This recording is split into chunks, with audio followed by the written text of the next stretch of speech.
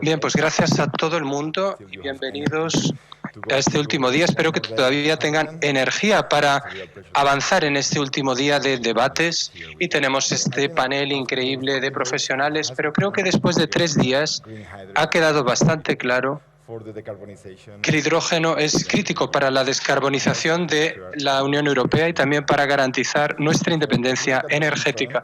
Así que si miramos a largo plazo, por ejemplo, a 2050, pues tenemos grandes objetivos.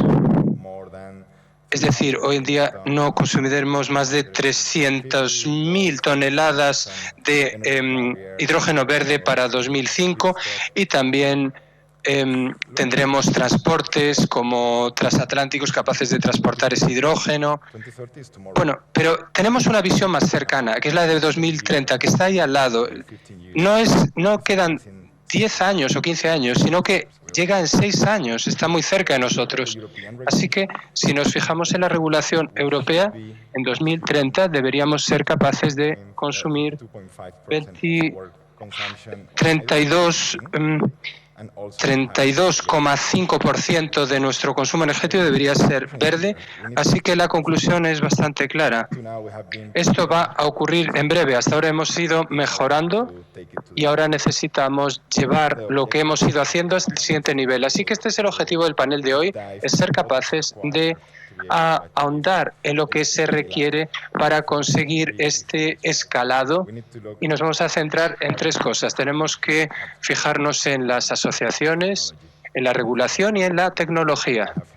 Yo creo que aquí, con las personas que tenemos en este panel, vamos a ser capaces de abrir este debate con intensidad. Así que voy a presentar a nuestros panelistas de hoy. Tenemos con nosotros a 5 panelistas de excepción. Voy a empezar con Jorge Paradela, que es el consejero de Industria, Energía y Minas de la Junta de Andalucía. Antes de eso, Jorge solía ser el director europeo de Heineken y ya ha tenido otras posiciones importantes dentro de la empresa.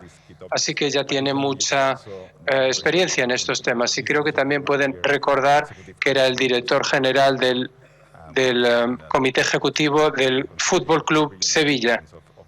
Así que él conoce la importancia regional de esta área. Y después tenemos a Mónica Swanson, que es la directora de corredores de H2 del puerto de Rotterdam, así que es miembro del equipo internacional del puerto.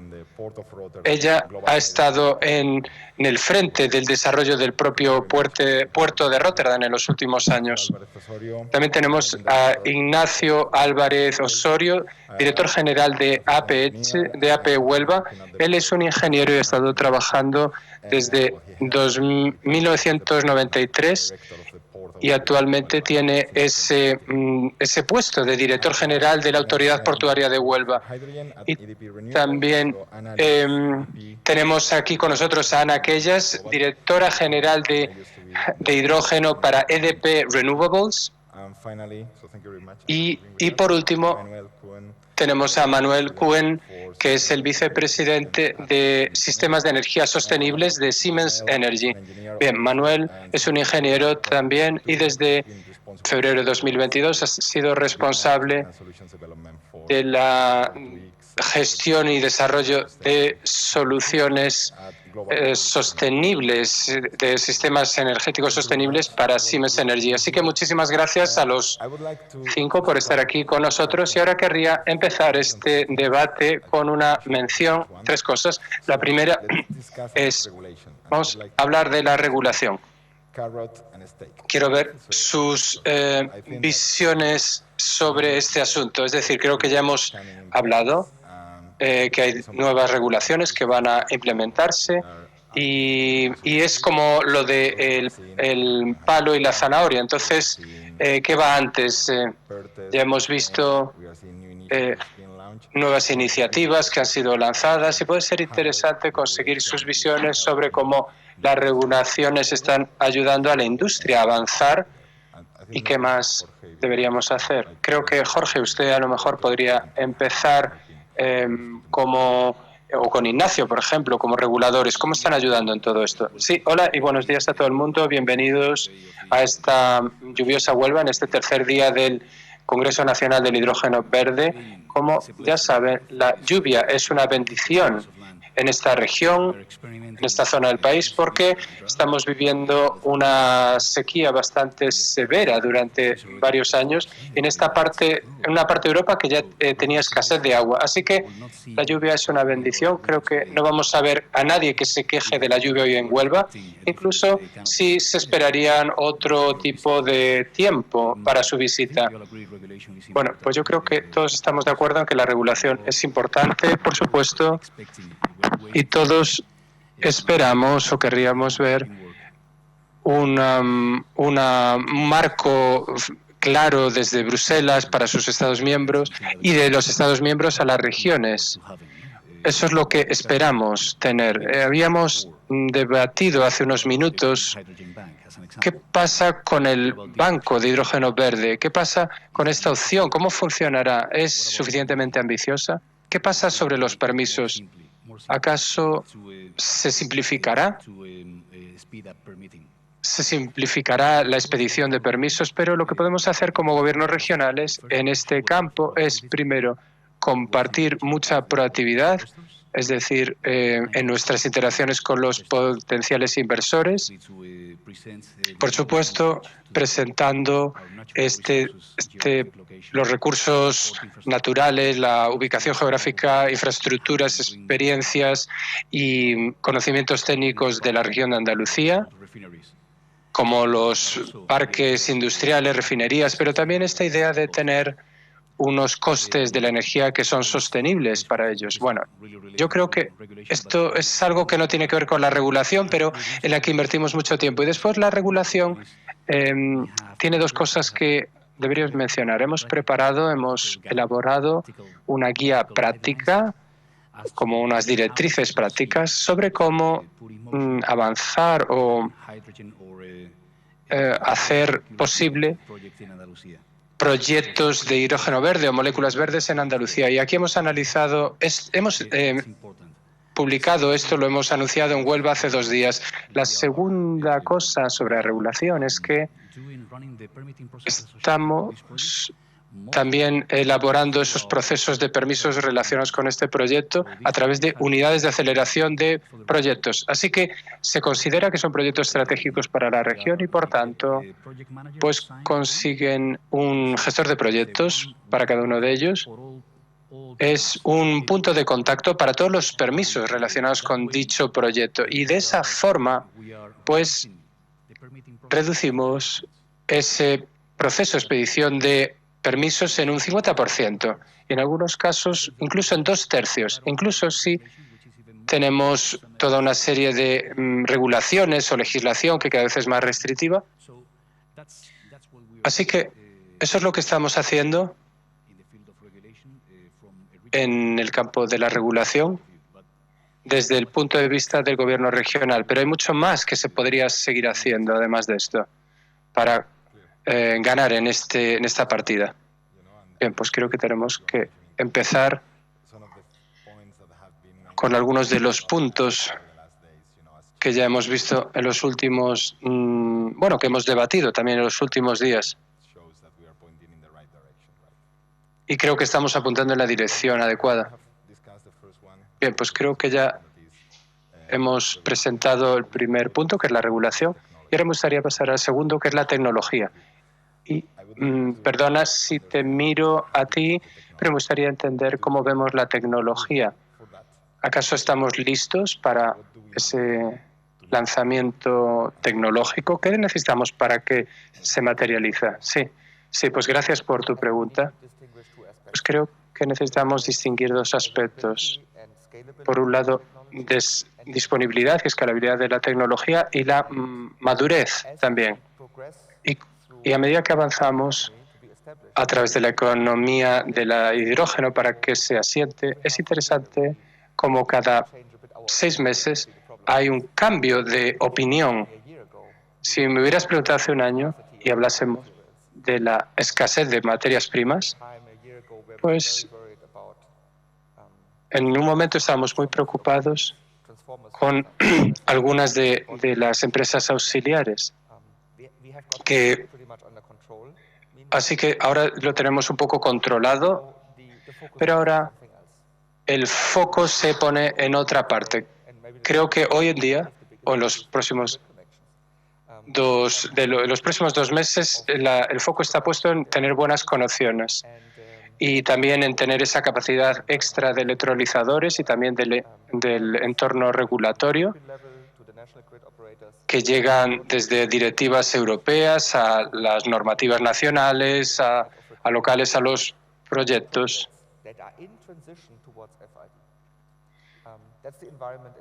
Bueno, pues este es un poco el ambiente en el que nos movemos hoy. Y ahora, en torno a las capacidades, pues solo en noviembre hemos inaugurado nuestra fábrica de Berlín y de nuevo pensábamos que desarrollar una capacidad suficiente para los electrolizadores era un gran problema. ¿Qué ocurre si de repente hay un cambio en capacidades para 2030? Sabemos que es un problema. Ahora hemos establecido una línea que puede producir un gigavatio por día, pero que podría escalarse a 4 gigavatios simplemente añadiendo más máquinas. Y una vez que hemos establecido un proceso de producción más industrializado, porque sabemos cómo funciona el algoritmo, el tiempo que necesito poner a mayores, pues puedo conseguirlos a través de un robot. Entonces podemos decir que la capacidad de producción de los electrolizadores se puede ver mitigada, pero el desafío que yo encuentro es en los pasos anteriores de la cadena de suministro. Y ahí tiene que ver esos cambios de requisitos a veces. Tenemos que ver que tenemos todo un conjunto de proveedores de nivel 1, 2, 3 y cuanto más lejos voy en upstream en mi cadena de suministro, menos proveedores tengo. Y para esas compañías, pues es todo un problema si de repente yo tengo un retraso de los pedidos en un año. Una gran corporación puede asumir estos retrasos, pero si eres una empresa mediana o pequeña, como de donde veníamos hace un par de años, ¿acaso puedes expandir tu capacidad de acuerdo, correspondiente a mi capacidad? Porque, es decir, estar preparado para producir de 1 a 4 gigavatios. Entonces, hay que estar preparados para poner dinero sobre la mesa y tener esa estrategia financiera si retrasamos los progresos. Por ejemplo, si retrasamos, los proyectos, porque a lo mejor ha habido cambios regulatorios o estamos solicitando nueva financiación y no ha llegado. Así que hoy mi mayor preocupación es cómo manejamos esta cadena de suministro y cómo mantenemos a los actores adecuados activos en ese momento donde vemos a un mercado que todavía está un poco dormido comparado con, por ejemplo, el mercado estadounidense.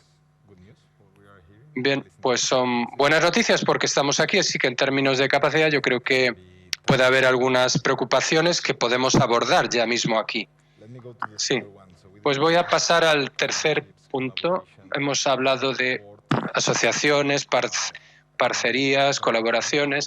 Entonces, los puertos tienen una conexión, incluso ayudan históricamente a conectar a personas en todo el mundo y permiten el comercio. Por lo tanto, me gustaría ahora escuchar hablar de un puerto internacional, de un puerto europeo que tenemos aquí en España. ¿Cuál es, señor Ignacio, su visión de esta colaboración? ¿Cuál es el papel que desempeña el puerto en esta transición y cómo puede habilitar, digamos, este escalado al hacer posibles estas conexiones? Mónica, vamos a empezar por Mónica, por el puerto de Rotterdam. Sí, entonces primero quiero dar las gracias a mis compañeros, a mi compañero por invitarme aquí como compañera, porque es una conferencia estupenda. He visto mucha energía y muchas conexiones, networking que se ha hecho aquí, es maravilloso. Y volviendo a su pregunta, ¿cómo funciona? Todos nos necesitamos los unos a los otros y lo bueno de los puertos es que están un poco lejos, pero siempre somos los mejores compañeros porque entre un lugar y otro pues tenemos estos intercambios constantes y eso es algo bueno. Tenemos muchos amigos en el mundo de los puertos en todo el mundo. Así que para nosotros en Rotterdam, para el poder iniciar la andadura fue muy importante. Creo que soy muy afortunada de tener compañeros ya por allá, por el 2013, que decían, tenemos que hacer algo con el hidrógeno porque esto va a formar parte del conjunto energético. Tenemos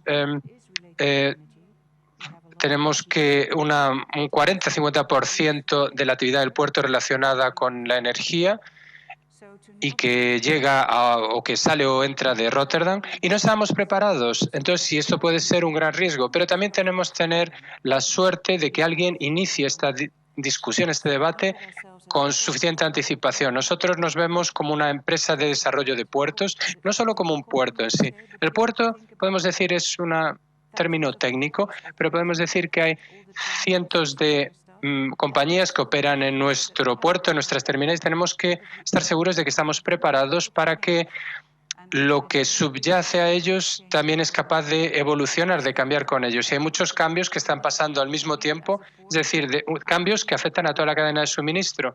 Es decir, en este caso estamos un poco en una etapa incipiente porque tenemos que hacer una transición de todo un sistema energético y que incluso tenemos que empezar a cambiar cosas antes de que nadie piense en ello. Así que es todo un desafío, pero un proceso muy interesante al mismo tiempo. Y creo que ya he tomado mucho tiempo porque los dos tenemos que hablar, ¿verdad? Aquí mi colega Ignacio también. Sí, muchas gracias, Mónica. Sí, gracias también a usted, Urbano. Bien, pues yo pienso, como ha dicho Mónica, que la transición no es una transición de un solo sector, es una transición de un ecosistema. La transición energética implica a toda la sociedad, a toda la cadena de suministro de la energía, desde la parte de innovación, a la tecnología, a la fabricación de los equipos, los electrolizadores y demás, y por supuesto la producción del combustible en sí mismo, la logística y también los que lo transportan. Y los puertos están en una posición clave en dicho campo. Con los puertos, pues desde luego Rotterdam es un puerto internacional y Huelva es un puerto más industrial, pero desempeñan un papel muy importante. Dan soporte a la industria y sobre todo en el caso de Huelva dan soporte a la industria de la energía. El 80% del tráfico del puerto de Huelva son barcos de transporte de energías, sobre todo muy relacionado con los combustibles fósiles. Pero aún así somos el segundo puerto de Europa después de Rotterdam en volumen de tráfico de biocombustibles. Por lo tanto, el compromiso del puerto de Huelva con la transición es enorme, es plausible. Los grandes agentes de esta transición son estos agentes actuales que ahora mismo trabajan con combustibles fósiles. Estos días hemos tenido con nosotros, hemos escuchado el proyecto de Cepsa o de Enagas, el proyecto de Iberdrola. Pues todos ellos ahora mismo están en el sector de los combustibles fósiles y ellos serán los agentes de la transición. Y este puerto, el puerto de Huelva, como un agente fundamental en la logística de los combustibles fósiles, también lo será con los nuevos combustibles que llegarán. Este es el primer papel o función del puerto, dar soporte a la industria y conectar o dar soporte a las conexiones entre la producción y obviamente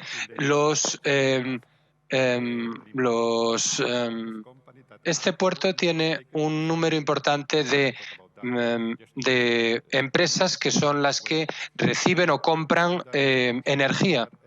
Y también creo que los puertos son la primera opción o lugar donde encontrar a los nuevos productores de los nuevos combustibles. Y la otra parte es el papel del puerto ayudando a ser un actor como descarbonizador del transporte marítimo, porque es uno de los sectores, este tráfico marino, que tiene un mayor número de emisiones y es un sector que no se puede electrificar de una forma directa. Así que esta es la segunda parte de nuestra función en dicho proceso. Por lo tanto, para resumir, la logística es muy importante en cualquier sector, pero sobre todo en el sector energético, no solo energético, porque no quiero decir solo de la electricidad, pero en el sector de los combustibles es fundamental, porque si no tenemos una logística eficiente, a lo mejor la diferencia entre poder radicar entre tener combustibles competitivos económicamente o no, porque el coste del hidrógeno, de los derivados del hidrógeno, podría ser muy elevado, de forma que para otro mercado no sería competitivo. Estamos hablando de céntimos de euros, disculpas, de ser o no competitivo. Y para mí esto es muy importante, la eficiencia de este proceso de logística y la función que desempeñan los puertos, dando soporte a la cadena logística de los nuevos combustibles. Bueno, pues yo creo que más tarde podemos hablar cómo estamos preparados para ello. Bien, sí, es muy importante. Ana, querría preguntarle una cosa. Ustedes son los que están desarrollando los proyectos, de hecho. Así que, considerando eso, hemos hablado de regulaciones, puertos, tecnología. Considerando que EDP está observando lo que pasa en todo el mundo, ¿qué nos falta para establecer este comercio internacional, para poner todas las piezas en juego, para hacerlo posible? ¿Necesitamos esquemas de certificación o permisos? ¿Cómo ve esto que funciona en ambos lados del Atlántico? ¿Cómo se desarrolla? Bien, primero, antes de nada, muchas gracias por la invitación para estar aquí. Sobre todo, a Siemens Energy es todo un placer estar aquí y compartir algunas ideas sobre el hidrógeno. Así que si me pregunta qué es lo que falta, pues podríamos hablar toda la mañana diciendo qué es lo que falta, porque hay tantos desafíos en lo que se trata al desarrollo de nuevos proyectos de hidrógeno verde, infraestructura, regulación, y tenemos todas estas piezas del puzzle que tienen que encajar y ser capaces de desarrollar proyectos reales y casos empresariales reales.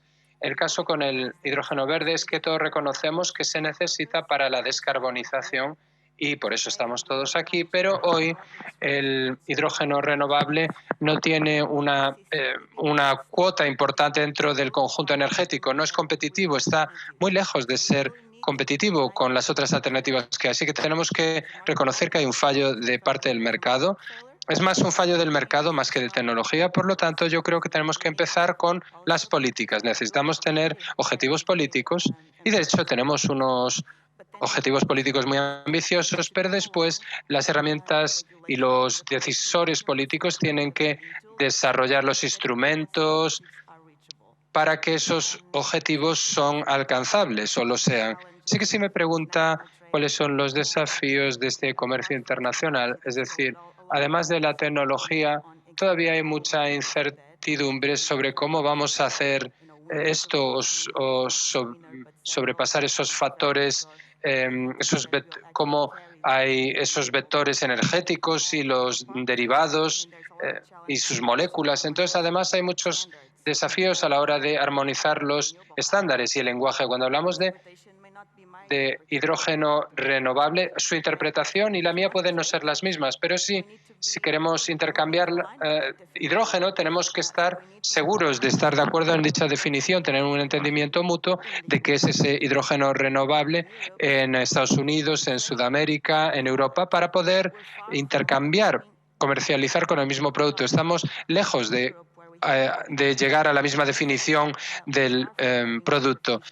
E incluso dentro de Europa tenemos una definición que todavía vacila para el mismo producto, para ser capaces de comercializarlo. Por lo tanto, en EDP nosotros hemos empezado desarrollando algunos proyectos pensando con esa idea de exportar del comercio internacional, como pasa, por ejemplo, en Brasil, pero pronto nos hemos dado cuenta que hay mucho más que tenemos que aprender, hay mucho que aprender del desarrollo local Es decir, el comercio internacional va a llegar, pero a lo mejor a más largo plazo. Así que estamos totalmente centrados ahora en desarrollar proyectos de hidrógeno donde tengamos el consumo al lado, donde tengamos ese potencial de consumo, y descentralizar significa no significa descentralizar, no es que sea una escala pequeña. Tenemos el potencial para desarrollarnos localmente y aprender. Tenemos tanto que aprender de la tecnología, de las regulaciones, realmente haciendo que arranque el proyecto, y al hacerlo vamos a evitar toda la logística que todavía no está todavía preparada, el transporte, el almacenamiento. Entonces, estamos desarrollando proyectos de hidrógeno donde estamos volviendo con lugares donde estamos cambiando pues una planta, por ejemplo, de cobre, plantas de cobre, y reacondicionándolas para hacer esas infraestructuras para hidrógeno. Y esto nos permite una base desde la que arrancar y también ahorrar costes, pero sobre todo en tiempos, en calendario. Y son proyectos serios porque hemos estado con esas comunidades donde hemos trabajado durante décadas. Conocemos a las personas. Entonces la gente se toma en serio el proyecto porque tiene sentido. Así que estamos ahora mismo también cambiando algunos de nuestros centros de carbón para convertirlos también en centros de hidrógeno, y son buenos candidatos. Incluso las refinerías petroquímicas, etcétera, son buenos lugares para convertirse en centros de hidrógeno. Y muchos de estos sitios están ubicados en puertos, porque las plantas de carbón o de cobre, muchas están ubicadas en los puestos. Así que si ahí tenemos el mercado, si hay las condiciones adecuadas, estaremos listos para escalar dichos proyectos y pasar a la exportación, si eso fuera la realidad en un futuro. Es una visión muy interesante, y creo que el mejor transporte es el transporte que puede evitarse.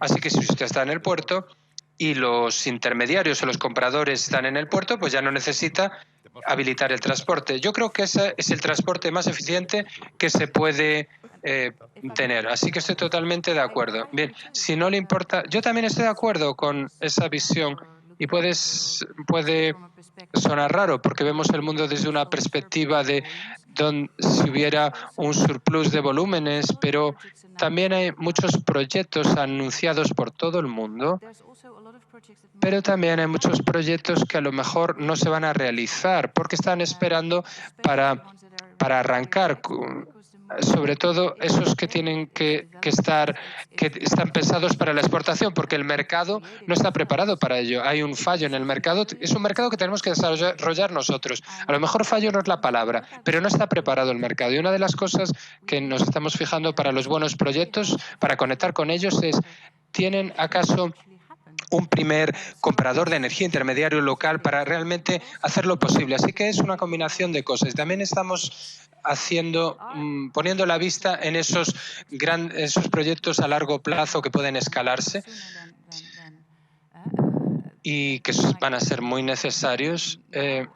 Necesitamos de estos proyectos, pero es muy importante fijarse en ambas perspectivas. Yo no creo que la producción para la exportación únicamente, porque esto no ayudará al propio país. Es decir, no funciona así.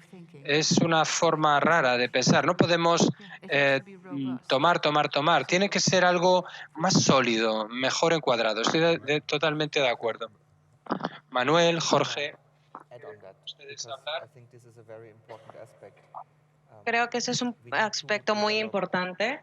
Necesitamos desarrollar el comercio de energía local, y no importa en qué parte del planeta, no importa qué tan pequeño la economía sea en esos lugares, porque hay personas que quieren de manera segura poner estas plantas en el siguiente nivel. Y por cierto, déjenme darles un ejemplo. No hay regulaciones de cómo instalar los electrolizadores ni cómo operarlos. Es algo que nunca ha existido en la industria.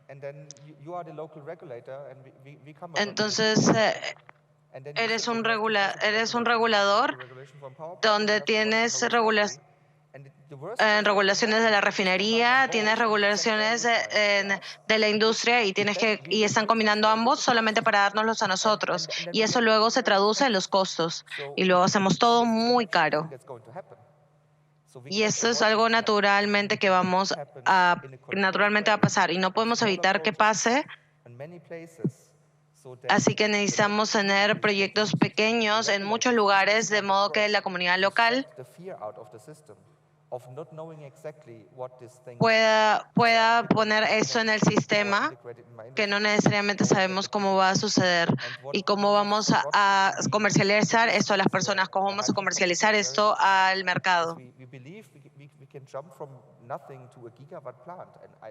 Entonces, no creo que va a pasar de que vayamos a pasar de nada, de no tener una planta de 1 gigawatt a algo. Entonces creo que está bien lo que está sucediendo en Huelva porque está dando a la comunidad local para que pueda construir esta competencia y luego también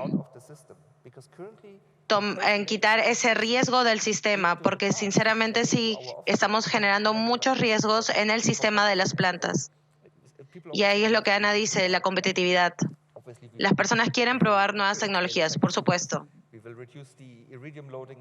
¿Vamos a reducir los efectos invernadores? Sí. ¿Vamos a reducir las emisiones? Sí.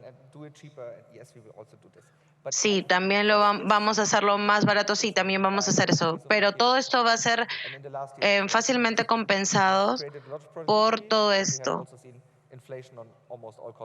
Entonces, también en lo que hemos visto es mucha inflación en todos los costos de los materiales. Pero lo que no podemos reducir muy pronto es, al no tener esta experiencia en operatividad, es estos riesgos.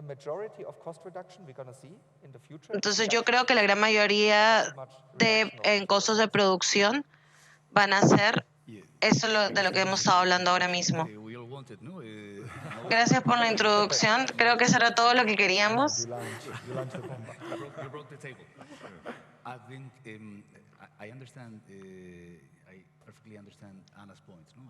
Entiendo y entiendo perfectamente lo explicado. Creo que la tecnología está por encima de lo que nosotros estamos avanzando. Ahora, si los que lo pensamos, habiendo dicho esto, en el 2020, el gobierno regional, el ministerio ha hablado de este hidrógeno verde y solamente hubo 13 propuestas. Se hizo hace unos meses atrás y ahora se hizo 600 propuestas. Entonces hay mucho interés. Siento que esos intereses tienen muchas razones, pero una de ellas, el 65% de la producción es el costo de generar el hidrógeno. 77% del costo del metanol es para realizar la energía. Entonces yo creo que los proyectos más sólidos en España y en Andalucía son los que ya tienen o los que ya necesitan un hidrógeno verde para sus propósitos. Y la gran mayoría de ellos están localizados aquí en Andalucía. Entonces estos aún ya necesitan una parte significativa de la producción para el proceso.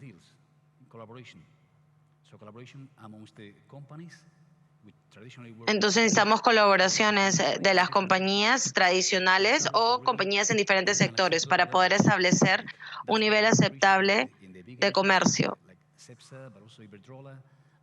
Y eso es lo que nosotros queremos hacer con Cepsa, con Iberdrola. Por ejemplo, hay una pequeña planta de hidrógeno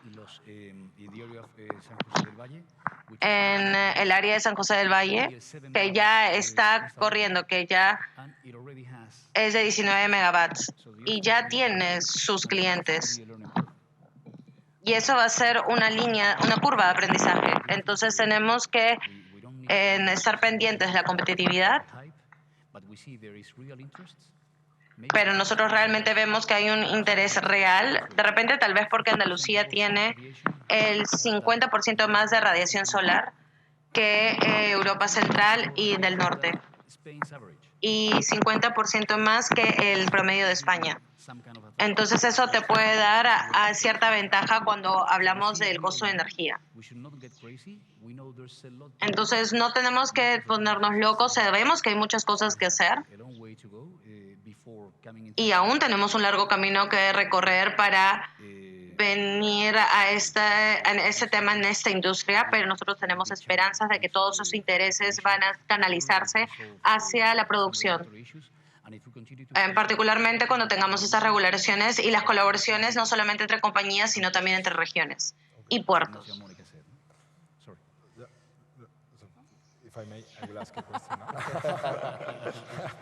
Si puedo, voy a realizarles una pregunta. Sé que muchas personas en la audiencia pueden estar pensando eso. Ok, puedo ser el que haga el primer movimiento. Estoy aquí para comenzar a realizar el comercio de energía en primero que todos, pero también estamos pensando en Estados Unidos, estamos pensando en Canadá y en todos estos demás países, etcétera. Yo debería decir, ¿por qué yo debería de moverme primero? Y puedo ser competitivo hoy día de hoy, pero ¿cómo aseguro que voy a ser competitivo en el futuro? Entonces, ¿cómo lo ven ustedes? ¿O qué es lo que le dirían? Justo has hecho la pregunta por la cual quería responder. Gracias por hacer eso. No, porque mientras todos estamos de acuerdo acerca de estar prácticamente trabajando juntos, tomando los posibles primeros pasos cada vez que podamos hacerlo, y también habiendo dicho que también estamos mirando mucho comercio de energía local, es extremadamente importante seguir soñando y seguir teniendo una visión en el frente de nosotros y pensar en grande, porque si solo pensamos en pequeño, te mantienes pequeño. Y eso es un gran reto que también tenemos que estar mirando y pensando en cosas que son potencialmente riesgos, en los cuales estamos incómodos y tal vez no sean las cosas más prácticas que hacer. Y eso no es eso es lo que las personas que hacen el primer movimiento hacen, toman el riesgo, en realidad agarran ese riesgo a veces de este nuevo mercado, esa nueva economía, que también tienen grandes problemas. Pero estas compañías tienen este riesgo de fallo. Y creo que también estas compañías miran a que los gobiernos le puedan dar un apoyo extra y tal vez incluso un poquito más, porque es muy importante, porque no se puede realizar solamente en las bases de si la compañía o este negocio es viable. Entonces sí, puedes ser el primero en realizar el proyecto, pero también quieres estar mirando los volúmenes que se requieren. Y también tenemos que pensar, ok, sí es un proyecto realmente grande que las personas se están atreviendo a anunciar y en realidad necesitamos de que ellos lo hagan. Y de alguna forma tengo los dedos cruzados por algunos de ellos, pero necesitamos apoyarlos de todas las formas que nosotros podamos. Puede que tome dinero, puede que tome tiempo, puede que tome mucho coraje o valentía, pero también estar como mucha vergüenza porque estás apoyando algo que podría fallar, pero necesitas hacerlo porque tú no sabes en este tipo de situación, no sabemos antes o de antemano si vamos a ser exitosos. Eso es lo que da miedo aquí. Entonces, los que dan el primer paso vamos a estar muy agradecidos. Yo creo que eso contesta tu pregunta. Estoy de acuerdo. Tenemos que estar con cierto sector, sobre todo con el sector marítimo, pero nosotros tenemos que asegurar que vamos a producir suficiente combustible a un costo competible para convencer a que el sector haga esta transición, porque no hay compradores de energía ni hay inversiones porque actualmente están consumiendo este hidrógeno gris. Entonces lo que tenemos que hacer es de que estos inversores tengan compradores de energía con estos nuevos combustibles. Ellos tienen que estar convencidos que si ellos toman esa decisión, entonces el sector tiene que transicionar junto. Tienen que confiar en esta nueva agenda, en esta planificación. Necesitamos proyectos ya grandes, no necesitamos proyectos pilotos. Necesitamos tener ambición. Tal vez el objetivo se tiene que definir desde la política del clima, y eso es lo que define la Unión Europea, que está hablando más del clima y no está tomando en cuenta todo lo pragmático que cómo impacta al sector. Como dije anteriormente, la rapidez de la transición va a ser la parte más lenta de la cadena. Es decir, el cambio de logística va a tener la fuerza de la parte débil de la cadena de valor. Entonces acá necesitamos ver las necesidades de todo el sector, y el sector marítimo, que es el que yo sé mejor, necesita muchos nuevos combustibles, no solamente ahora, pero ellos tienen que estar convencidos que van a tener el suficiente volumen y también suficiente logística, en red de logística, para tomar esa decisión, porque el sector marítimo es un sector robótico. Y tienen que haber suficientes puertos que tengan estos bancos de combustibles a través del mundo, porque los transportes marítimos son estas compañías a nivel global. Para tener esta ambición necesitamos definir un objetivo, tal vez en las políticas climáticas, pero tenemos que ser pragmáticos, y este camino tiene que ser ambicioso, pero con los pies en la tierra.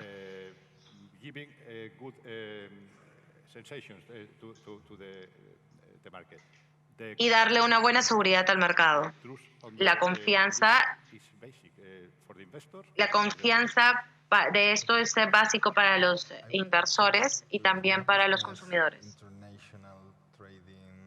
Creo que ya hemos conversado del comercio internacional, hemos conversado sobre los proyectos locales y también la relevancia de la política.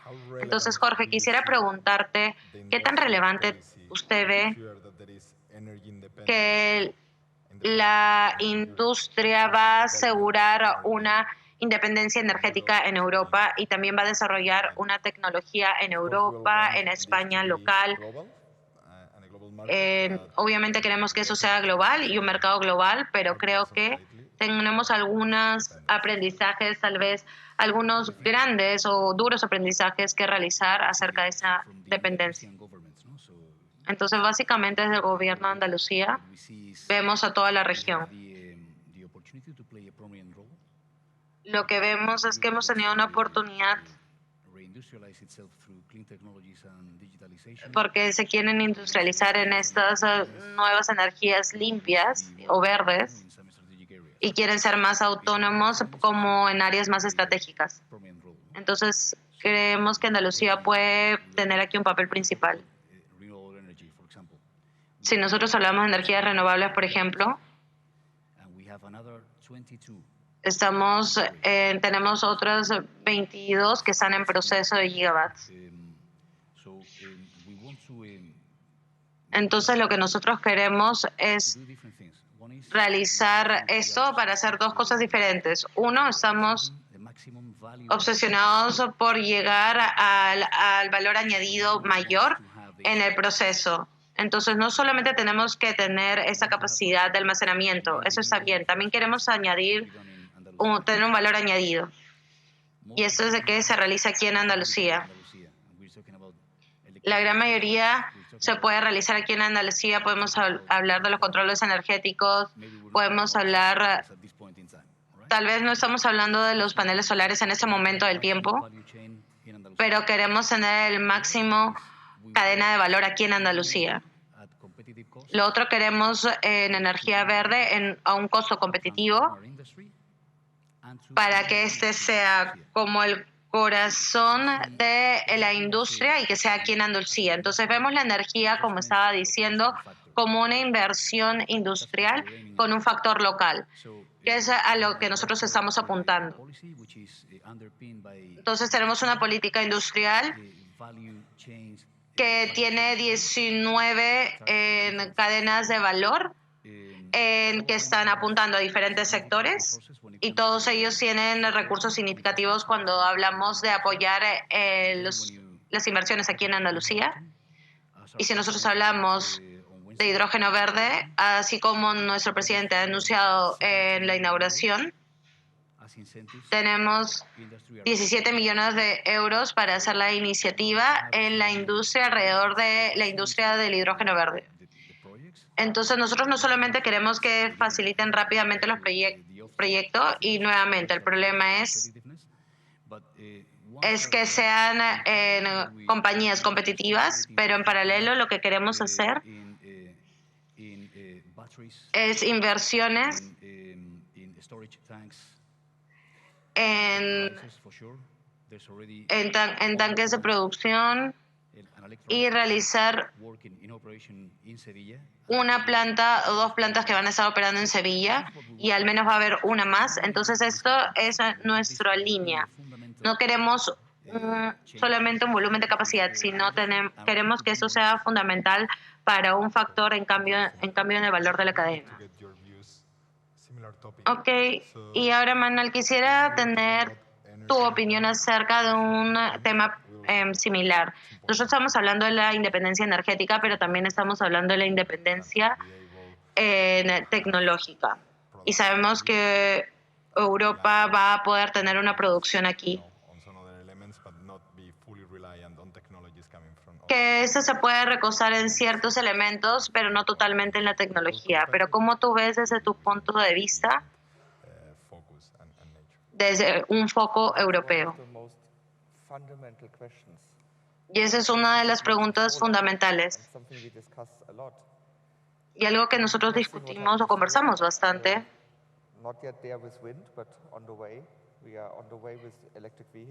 Nosotros estamos viendo el tema de los carros eléctricos y estamos experimentando algo de lo que hemos estado experimentando con los electrolizadores. Nosotros hemos tenido diferentes respuestas en las diferentes rondas, pero creo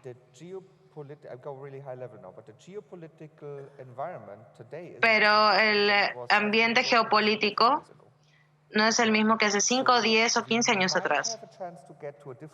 Entonces, tal vez podamos tener una probabilidad de tener una resolución diferente, pero tenemos que pensar diferente. Y esa es una pregunta que no solamente los manufactores podemos contestarnos a nosotros mismos, porque es un aspecto de la regulación o legislación.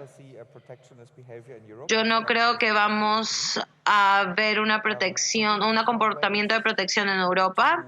A esa no sería Europa.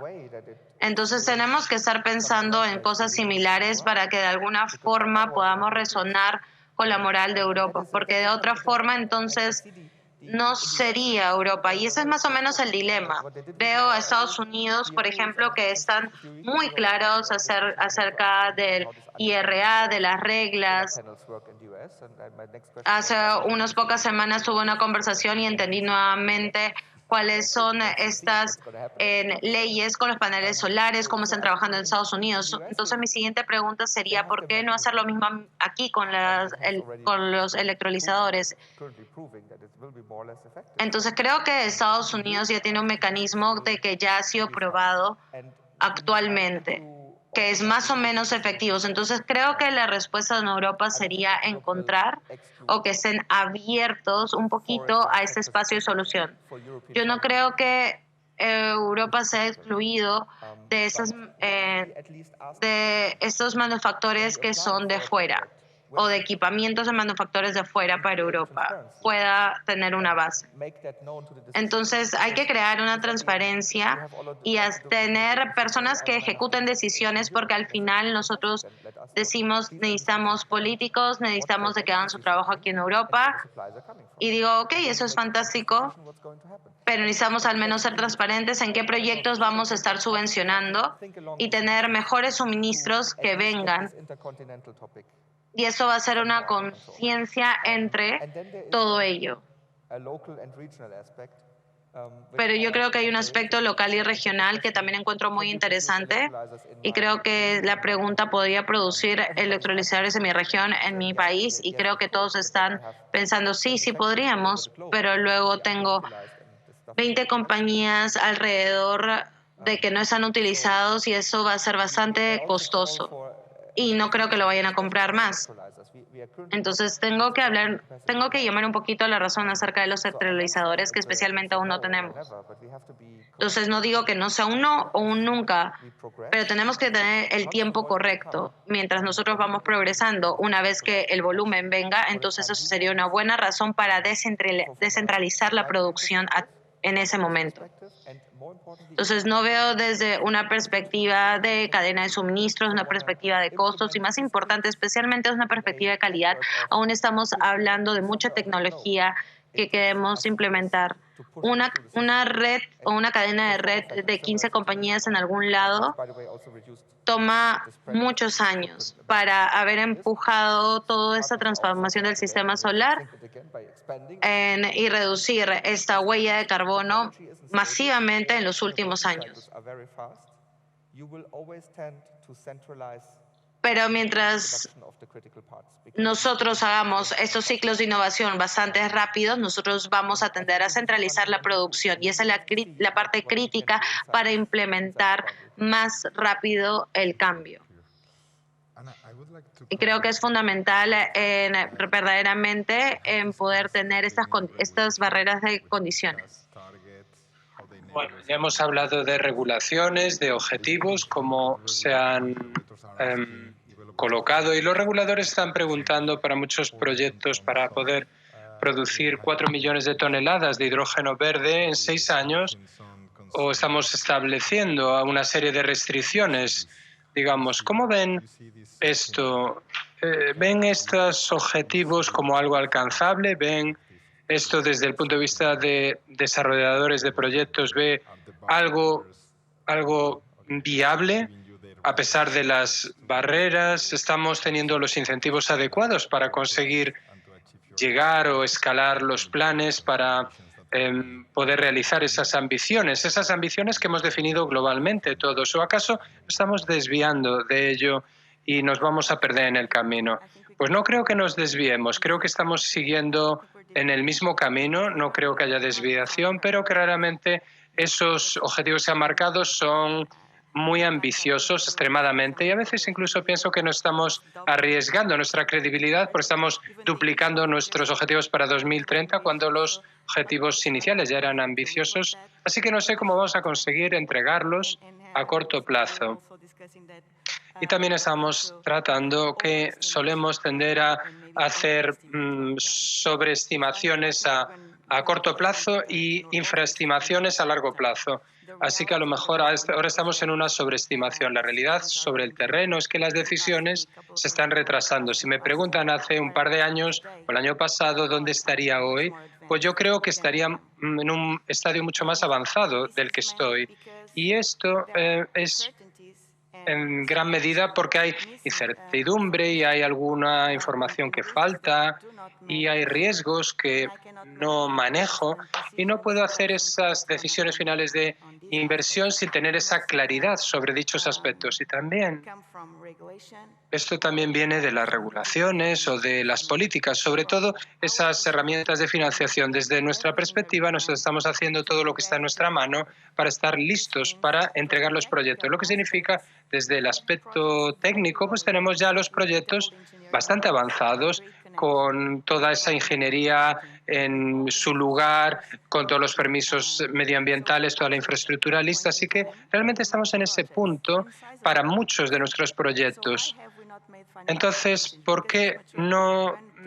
Es decir, ¿qué es lo que ocurre? Hemos pasado por el proceso de aprovisionamiento y ya hemos conseguido garantizar o que nos den la financiación. En España solo tenemos 5 proyectos que PERTEC, desde el Gobierno nacional, nos han financiado y tenemos 3 proyectos que hemos conseguido para ellos como proyectos de interés europeo, CPI, pero hasta hoy no tenemos esa viabilidad del proyecto español sobre ¿Cuándo conseguiremos dicha financiación? Y en este proceso, IPSE, hemos empezado con esa llamada de interés allá por el 2019, así que el proyecto hoy está ya obsoleto. Así que el gobierno se acerca a nosotros y nos dicen, este es el procedimiento que tienen que elaborar para poder conseguir la financiación que les fue aprobada hace 2 años. Y les digo, pues esto ya no vale, claro. El proyecto ha dado la vuelta completamente. Las cifras, en este caso empresarial, ya no son hoy las que eran entonces. Los costes de capital, los costes de equipos renovables, de aprovisionamiento energético es mucho más caro del que era hace 2 años, cuando se aprobó. Es totalmente diferente. Y esto demora tanto, estos proyectos se alargan tanto en el tiempo y esas herramientas de financiación, pues no en el caso del IPSA, pero en el PERTEC, casi todos esos fondos de recuperación de los Estados europeos, por diseño, no cubren, digamos, esta laguna de financiación, sino que financian una porción del CAPEX, que en sí mismo es una pequeña opción de todo el coste del proyecto. Así que por la construcción, y esto no es nuevo para nadie, así que por construcción, digamos, si conseguimos esa financiación, pues no estamos paliando esa laguna de costes. Así que tenemos que entender estas herramientas de financiación como una opción, es decir, como otro paso que ayuda, pero todavía que no es suficiente para cubrirlo todo. Entonces tenemos instrumentos como el Banco H2 de hidrógeno, que en esta primera edición del Congreso no permite una acumulación de fondos. Es decir, que realmente nos quedamos perplejos porque los proyectos que tienen más avanzados, con mayor madurez, que han conseguido una mayor financiación, pues no serán capaces de solicitar esas ayudas del Banco H2. Y si lo hacen, tendrán que hacerlo a través o dejar de lado otro tipo de instrumentos. Así que todos estamos aprendiendo este proceso. Los proyectos de hidrógeno son novedosos para todos nosotros en términos de regulación, en términos de los políticos que toman las decisiones, de nuevos desarrolladores, las tecnologías que utilizamos. Todos tenemos que aceptar esta idea de la innovación más allá, pero para escalar tenemos que empezar a hablar de también escalar los números. Es decir, si vamos a escalar algo es que ya tenemos una base de lo que escalar. Así que antes de escalar un proyecto tenemos que conseguir los números, tenemos que hacer pruebas, tenemos que fallar, tenemos que aprender de los fallos. Así que estoy de acuerdo que realmente necesitamos promover esos proyectos pilotos. Ya tenemos un proyecto piloto en Brasil desde 2022, tenemos otro proyecto piloto desarrollándose en Portugal, y estos son inversiones que estamos haciendo con las que aprender. No se trata de proyectos comerciales, no estamos vendiendo el hidrógeno, aprendemos de ello y estamos aprendiendo mucho. No significa que si es un megavatio o 10, pero sea lo que sea, es un gran aprendizaje para todos. Aprendemos, fallamos, mejoramos y estamos listos para pasar al siguiente paso, al comercial, que para este año tenemos toda una serie de decisiones de financiación importantes para nuestros proyectos. Bueno, pues creo que has dicho un punto que es muy interesante y me gustaría preguntarles a ustedes sus visiones. ¿Es mejor dar soporte a 100 proyectos con 10 millones o dar soporte a solo 10 proyectos con 100 millones en vez de 10? Porque mi pregunta es mejor distribuir esas ayudas y esas ayudas regulatorias en toda una gama amplia de proyectos para que todo el mundo pueda avanzar un poquito, que es probablemente el enfoque que cada vez vemos más a nivel europeo, o bien tener un enfoque más cercano que vemos en lugares como Australia, que dicen, bueno, pues solo tenemos 3 proyectos aprobados, pero estoy seguro de que van a ponerse en marcha en unos años, así que vamos a centrarnos en ellos, a darles todo el soporte y las ayudas. Bien, pues ya está respondiendo a la pregunta al preguntarla. Ya la estoy respondiendo, no sé qué decirle. Bien, bueno, pues a lo mejor yo puedo hablar. Sí, compartimos el turno de respuesta. Bien, pues es una pregunta difícil de responder, sí, lo sé. Bien, pues yo me estaba preguntando si no tuviéramos representantes. Bueno, estoy seguro que en otros paneles, en otros debates, los panelistas de empresas como Cepsa o incluso Iberdrola nos hubieran mostrado una diferencia, o sea, una visión más optimista de la cuestión, por las razones que yo explicaba antes, pero totalmente entiendo el punto de Ana. Es decir, si queremos competir con los Estados Unidos, con el IRN, se trata de subvenciones directas establecidos en términos de dólares por kilogramos de hidrógeno producido, ¿cómo puede llevarnos 4 años llegar a financiar estos proyectos o a ponerlos en marcha? Lleva demasiado tiempo y pasa lo mismo en relación con el plan de recuperación, transformación y resiliencia, el PERTE que mencionaba ella. España es casi un país federal o un país semifederal, porque las regiones, los gobiernos de las autonomías no tienen visibilidad para nada sobre dichos planes. Es una pena porque es una oportunidad que teníamos ahí, sobre todo después del COVID, ingente cantidad de dinero que Europa quiere duplicar y pasar a las comunidades. Quiero reforzar mi economía, pero no quiero dejar de lado mis compromisos con el cambio climático, con la descarbonización e incluso sobre todo después de la guerra con Ucrania. Pero ¿cómo puede llevarnos 4 años? No tenemos claridad sobre qué pasa ahí detrás. Y Ana decía, una vez que tienes la claridad, pues tu proyecto ya está obsoleto. ¿No es así? Bueno, pues eso realmente no tiene sentido para mí. Y esto es lo que yo siempre tengo estas conversaciones con el gobierno central. Es decir, deberíamos avanzar más rápido, tener visibilidad con esos proyectos que ya han arrancado, porque de otra manera no habrá forma de que podamos que podamos ver que fructifican. En todo caso, esto es lo que yo quería señalar aquí. Yo creo que Europa realmente necesita cambiar el modus operandi, incluso la velocidad, la marcha a la que opera. Sí, muy bien, muchas gracias. Sí, quería decir alguna cosa. Sí, Mónica. Sí, estoy totalmente de acuerdo con mi compañera Ana. Sí, habiendo sido testigo y formado parte de los proyectos IPEC, hace unos meses estábamos en el proceso, quedaba claro que esto iba a retrasar los procesos más allá de imprimirles velocidad, porque era demasiado complicado en muchas formas. Había muchos debates políticos dentro de la propia Unión Europea y esto también es así, es una realidad. Diferentes países, diferentes intereses, mucho debate sobre cómo distribuir la financiación. Y, por desgracia, así es la realidad. Bien, y es algo lógico, hay diferentes intereses y el verdadero desafío aquí es simplificar. Me gustó mucho lo que dijo usted sobre reducir los tiempos para las solicitudes a 50%. Eso es lo que necesitamos y no queremos seguir debatiendo sobre cómo conseguir la financiación. Queremos debatir por qué necesitamos la financiación y tener todo el soporte para ello. Pero hay algo más que no se mencionó en el debate y que encontré muy interesante, y es que los costes actuales del capital en este tipo de procesos que esperan una respuesta, pues esto se ve en toda la cadena de suministro. En Rotterdam estamos trabajando ahora con un grupo de diferentes empresas, bancos y gobiernos que están observando que en algunos casos o en algunos países, porque esto va más allá de los Países Bajos y de Europa, es algo que tenemos que hacer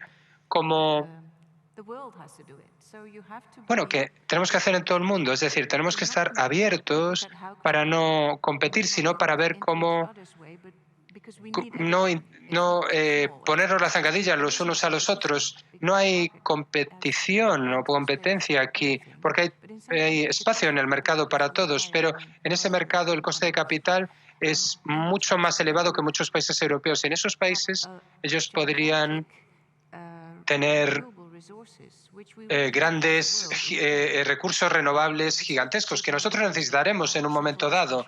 Me estoy desviando un poco del debate de aquí, pero esto tiene que ver con la reducción del coste de capital, trabajando juntos, cómo podemos mitigar riesgos de cada punto de la cadena de suministro y al hacerlo todo el coste conjugado de toda la cadena va para abajo y como decía Ana, no debemos seguir esperando por las subvenciones, sino buscar sociedades conjuntas, partenariados, porque reducirán los costes. Lo sé que estoy simplificando a lo mejor un poco demasiado, pero hay cosas muy prácticas que podemos aplicar, además de los formularios y de esa espera y de los debates.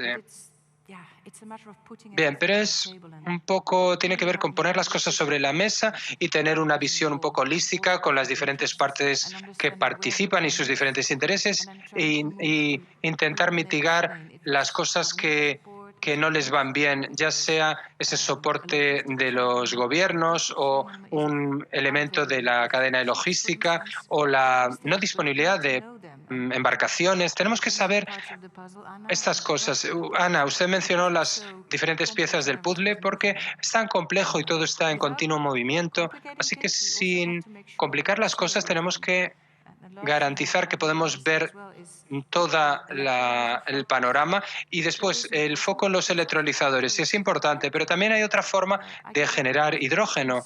Yo tengo muchas conexiones que me dicen estamos produciendo hidrógeno, CO2, haciendo metanol de, por ejemplo, los purines y el estiércol. Así que tenemos muchas otras fuentes de energía, incluso a un coste mucho más bajo. Quería señalarlo. Bien, Manuel, sí. Yo solo quería decir algo sobre su apunte, algo un poco de algunos proyectos pequeños. Pues yo creo que el objetivo final es capacitar y preservar el panorama industrial europeo, sobre todo refinando los químicos y la producción de acero. Y sé que hay muchas cosas que están pasando. Y después todo esto va a requerir unas instalaciones muy grandes. Una refinería pues va a necesitar la instalación de 800 a 1.500 electrolizadores para solo una planta de acero, es decir, números enormes. Así que entonces yo diría que es mejor tener una serie de proyectos grandes, pero tenemos que seguir avanzando nuestro conocimiento en estas aplicaciones industriales de larga escala, es decir, proyectos que ahora mismo tenemos un conjunto de proyectos que van de 5, 10, 15 megavatios y ya hemos aprendido en este ámbito, pero lo que todavía no hemos conseguido aprender es cómo funcionan esos proyectos de 100 o 200 megavatios. Y como Ana decía, es todo un proceso extraño, es decir, a veces estamos entre las dos instalaciones de 200, 350 megavatios delante de nosotros, pero a lo mejor estamos hablando de inversiones que van del orden de los 200, 300, 400 millones de euros. Y hay esos grandes actores industriales y procesos corporativos que también están incluidos aquí. No es algo que se vaya a hacer de la noche a la mañana, pero si realmente si somos ambiciosos, si queremos intentar algo, claro, no es lo mismo poner 5 millones que 500 millones, pero si realmente queremos crear un entorno en el cual esos grandes actores industriales son capaces de poner sus sanciones o sus condiciones a este tipo de inversiones y tomar esos riesgos significativos, porque hay grandes corporaciones que cotizan en bolsa y que realmente sus consejos de administración y sus accionistas estarían dispuestos a poner sus fondos para la jubilación para conseguir márgenes de 2 dígitos, porque hay una serie de expectativas a lo mejor un poco exageradas. Pero yo creo que es muy importante poder desarrollar para el panorama europeo este tipo de proyectos a gran escala. Así que yo iría a financiar esos 10 grandes proyectos con 100 millones y no al contrario. 100 proyectos con 10 millones. Bien, un pequeño comentario sobre el tamaño de los proyectos. Hemos hablado de proyectos piloto y de grandes proyectos comerciales y yo creo que tenemos que distinguir entre dos aspectos. Estoy totalmente de acuerdo en que para mejorar la eficiencia de las tecnologías, para conseguir una tecnología madura, tenemos que seguir explorando esos proyectos pilotos, a lo mejor esos proyectos pilotos o pequeños proyectos piloto, incluso proyectos pilotos comerciales debía ser para saber cómo investir y consumir el hidrógeno, pero tenemos que tomar en cuenta los subsectores, como el subsector marítimo, que tiene un gran potencial ahí para consumir, es decir, estamos hablando de unos 100 billones de toneladas por año en el cambio, digamos, de las fuentes energéticas que utilizan, o incluso cerca de 800 millones de toneladas de metanol. Este sector tiene que seguir invirtiendo para convertirse en un consumidor, en un comprador de energía. Así que este sector tiene que seguir invirtiendo para convertirse en ese consumidor del hidrógeno, y eso será la señal más clara de que este proyecto es viable, no solo viable técnicamente, sino comercialmente, en costes y sobre todo en términos de distribución. Por lo tanto, yo creo que tenemos que dar apoyo ahora mismo a esos proyectos de bandera, a esos proyectos comerciales de bandera. En Huelva tenemos esos proyectos que hemos destacado ayer en los debates, y al mismo tiempo tenemos que dar apoyo a esos proyectos piloto para poder mejorar la eficiencia del proceso productivo. Pero son, como digo, dos puntos de vista diferentes y ambos tienen que tener su apoyo. Bien, pues creo que ya nos quedamos sin tiempo, como siempre, pero antes de pasar, hay un tema que hemos hablado solo un poquito al principio y no hemos retomado, así que me gustaría saber un poquito más de lo lado de los puertos, qué están haciendo para prepararse para ello. Porque han mencionado que hay estos dos roles que ustedes pueden tener. Primero, moviendo la molécula, y después potencialmente ayudando a la descarbonización de la industria marina, marítima. Así que, ¿cuáles son los pasos que ya están tomando el puerto de Huelva del puerto de Huelva y Rotterdam a este respecto? Bueno, estamos haciendo muchas cosas de la misma forma. Sí, como decimos en España. ¿Está hablando usted de mi libro? Eso quiere decir, está hablando de mi puerto. ¿Entiende la analogía? Bien, pues como les decía antes, pues creo que ayer tuvimos una mesa redonda con nuestro presidente del puerto de Algeciras y del puerto de Huelva. Es un puerto basado en energía, con el 80% de nuestro tráfico tiene que ver con energía.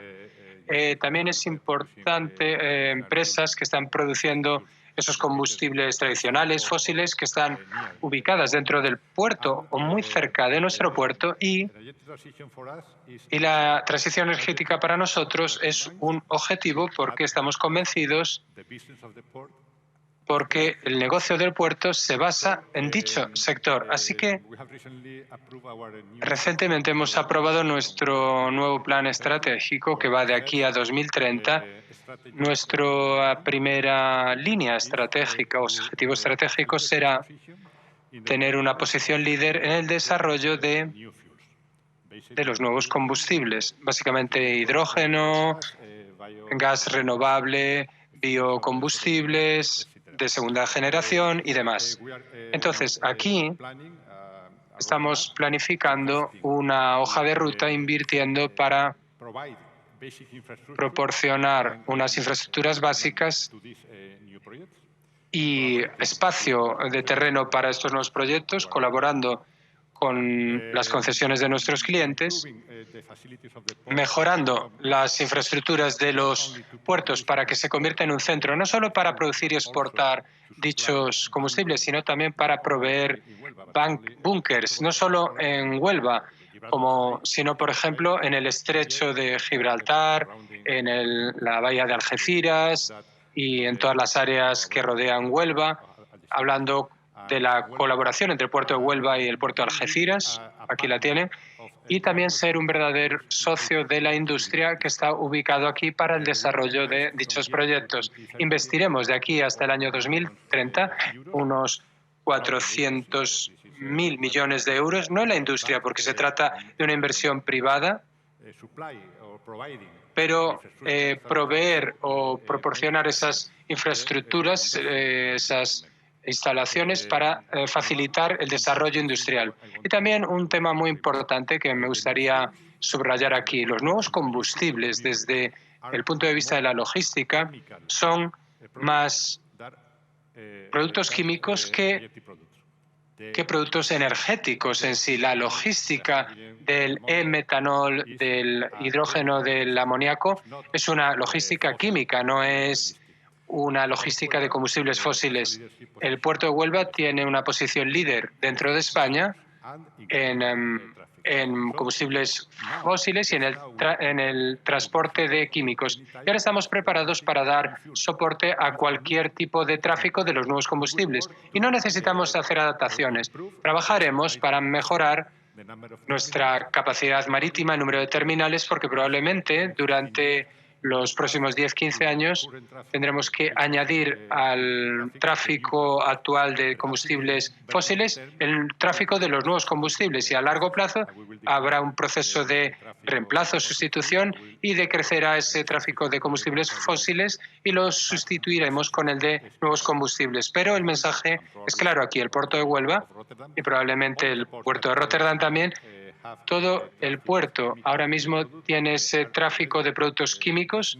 Ese está listo. Mañana podríamos dar un servicio logístico para también el tráfico, el tránsito de los nuevos combustibles. Y esto es importante, porque esto es un tema que las empresas o que la industria va a demandar porque va a producir este tipo de combustibles y que no se puede resolver, como digo, en todos los puertos. Sí, yo quiero confirmar que esto es totalmente cierto, lo que dice mi compañero Ignacio, y me ha gustado lo que ha dicho de formar una parcería, ser socio de las otras empresas de negocio, porque estamos listos para hacer este cambio de combustibles y recibimos emails de diferentes empresas que quieren saber cuándo tendremos listos nuestros nuevos búnkers en Brooklyn y ellos están hablando del almacenamiento y el transporte de amoníaco, metanol, hidrógeno y quieren tomar una decisión.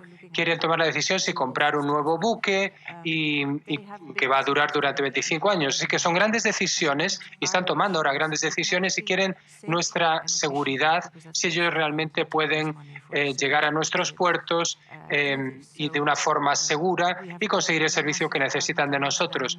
Tenemos un gran departamento de muelles en Rotterdam y ellos están trabajando con estas empresas, con estos tres tipos de combustible para saber cómo, cuándo y con qué velocidad podemos dar el servicio. Y esto ya ocurre. Así que, como decíamos, esto es difícil, es desafiante, pero estamos avanzando de cara a una situación donde están disponibles. Así que esto es un mensaje para todo el mundo del mundo de la producción. Adelante, láncense, vayan a ello. Sí, estoy totalmente de acuerdo con Mónica y la disponibilidad de los nuevos combustibles va a estar muy breve y va a ser un factor decisivo para los puertos. Ayer el señor Goñi de Fertiberia decía que debía haber un incentivo para producir igual que el requisito de sus propios clientes. Y ahora en el sector marítimo, el titular de la empresa de cargo de los barcos de transporte quieren que haya una disminución, digamos, de esa huella de carbono, porque, digamos, la huella de carbono del propio buque se suma a la huella de carbono del propio combustible o materiales, productos que ellos tienen que transportar. Así que quieren, digamos, apostar por ese objetivo de cero emisiones. Así que ese sector marítimo está incentivado más allá de la regulación. Bueno, pues nos quedan solo unos 5 minutos, así que quería hacerles una pregunta final y tener sus visiones de cada uno de ellos. Así que de todo lo que hemos hablado hasta ahora, ¿dónde creen que necesitamos poner el foco en términos de política, colaboración, parcerías para los próximos 2-3 años para hacer esto una realidad? Adelante. Uno a uno.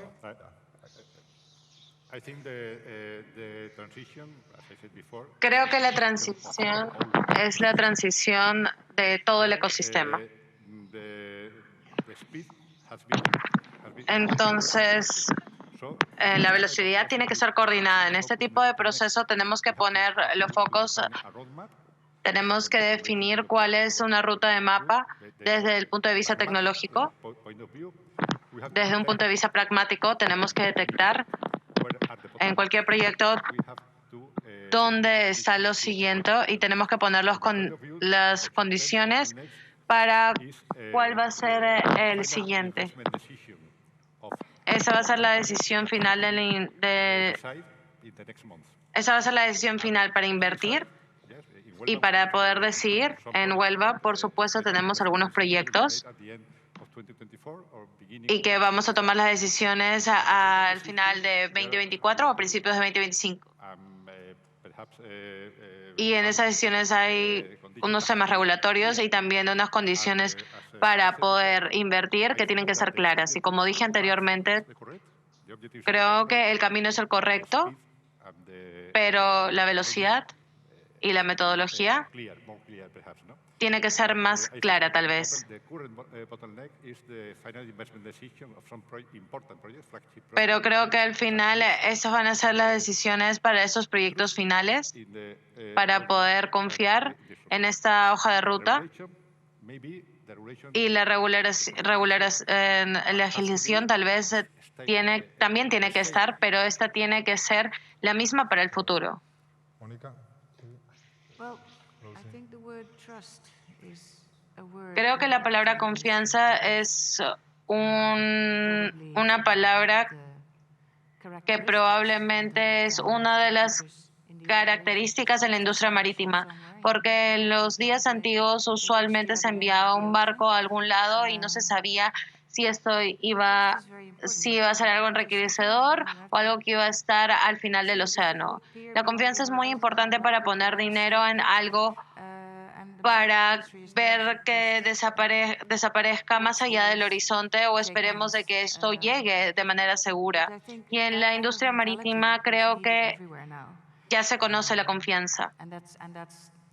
Pero yo creo que esa es la mentalidad que necesitamos en todos lados ahora mismo. Tenemos esto que es muy retador y tenemos la confianza de comenzar a producir lo suficiente. Y sé que es difícil, pero es la única forma en la que se puede hacer, creer en lo que estás haciendo y hacerlo.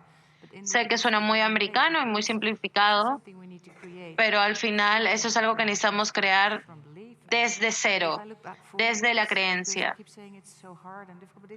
Porque hemos estado diciendo, si miramos 4 años atrás de todo está muy difícil. Hace 4 años ahora hemos avanzado bastante y es increíble. Y creo que nosotros vamos a lograr nuestros objetivos. Después de toda esta conversación, creo que es difícil resumirlo, pero quiero decir que estoy de acuerdo acerca de lo que se dice de la decisión final de la inversión. Tenemos que prevenir lo que va a pasar más adelante y nosotros también tenemos que ir más profundo y entender esa prevención en estas inversiones finales, esas decisiones que necesitamos ayudas realmente. Entonces, resumiendo un poco, en un aspecto, necesitamos encontrar aspectos de las partes de regulación, tecnología, desde el mercado de energía y seguir realizando este juego de riesgos. No quiero tomar ese riesgo, no quiero tomar el otro riesgo, pero necesitamos asumir que necesitamos compartir esos riesgos. Y entiendo que también debe ser algo de justo y localizar los riesgos de una forma que lo podamos manejar y crear un equilibrio en el que nadie no pueda tomar ese primer paso. Desde mi perspectiva, creo que es un enfoque desde un sector público para intentar hacer más personas felices.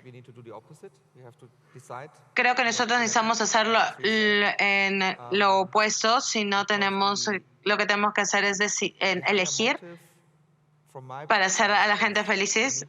Desde mi lado,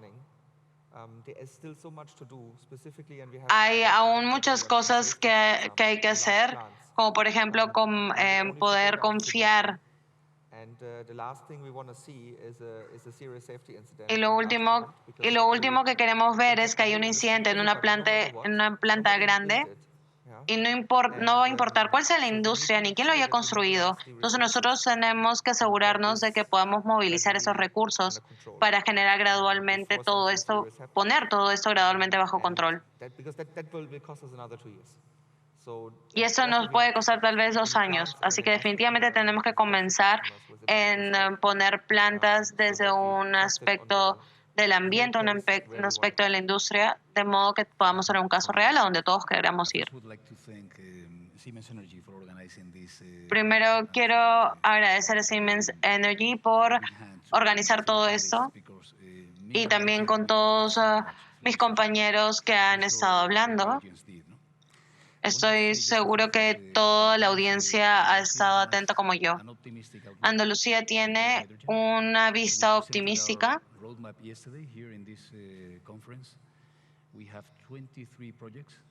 Tenemos 23 proyectos que nosotros consideramos que son bastante prometedores y que van a representar 73 gigawatts, que presenta el 83% del costo, y es bastante bueno por las razones que he explicado y por la madurez del proyecto. Nosotros necesitamos cambiar algunas cosas, como proveer cierta certidumbre a los negocios,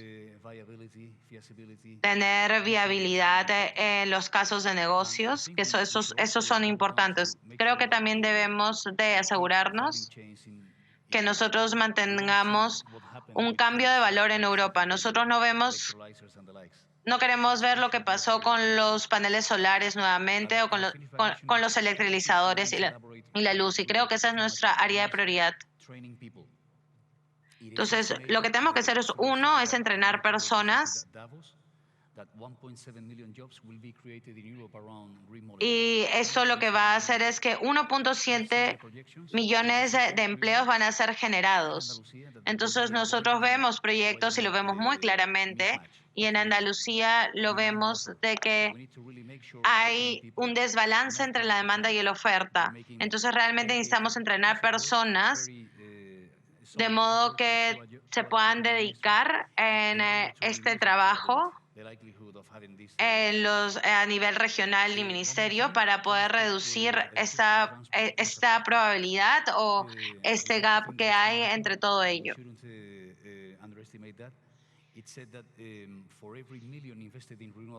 También se ha dicho que por cada millón de inversión de energía renovable hay que invertir 10.5 céntimos de euro, y nosotros no estamos equipados y nadie más en el mundo lo está, pero nosotros es algo que no debemos de subestimar.